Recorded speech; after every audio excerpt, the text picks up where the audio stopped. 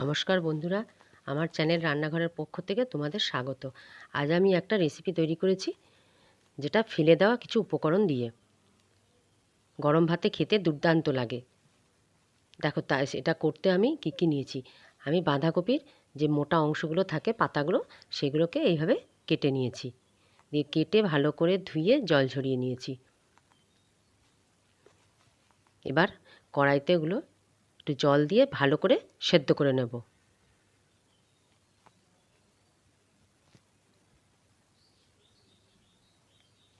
একটু জল দিলাম, দিয়ে একটু নেড়ে ঢাকা দিয়ে দিলাম।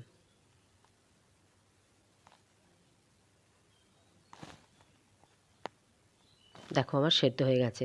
সেদ্ধ করে ওই জলটা ঝরিয়ে নিয়েছি। তারপর মিক্সিতে পাতাগুলোকে নিয়ে নিলাম। এর মধ্যে কিছুটা ধনেপাতা, 3-4টে কাঁচা লঙ্কা আর 3-4 কোয়া রসুন দিয়ে মিক্সিতে খুব ভালো করে পেস্ট করে নিলাম। এবার কড়াইয়ে তেল গরম করে তাতে একটা শুকনো লঙ্কা ফোড়ন দেব,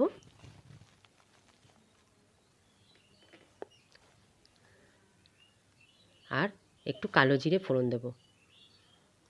এবার শুকনো লঙ্কা কালো জিরে থেকে সুন্দর গন্ধ বেরোলে তার মধ্যে ওই বাঁধাকপি পাতা বাটাটা দিয়ে দেব।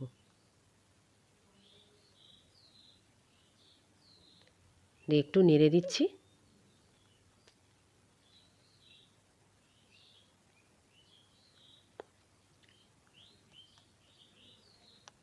এরপর একে একে অন্যান্য জিনিসগুলো দিয়ে দেব।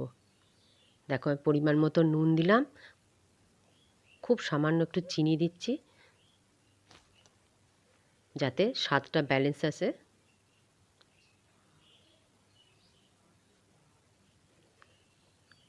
একটু হলুদ দিচ্ছি। আবারও খুব ভালো করে নাড়াচাড়া করে একদম শুকিয়ে নেব।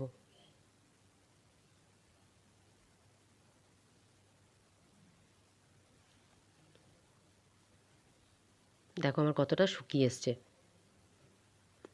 আমি আগে তেল দিয়েছিলাম, আবারও একটু সর্ষের তেল দিচ্ছি, কেন এই রান্নাটাতে একটু তেলটা বেশি লাগে।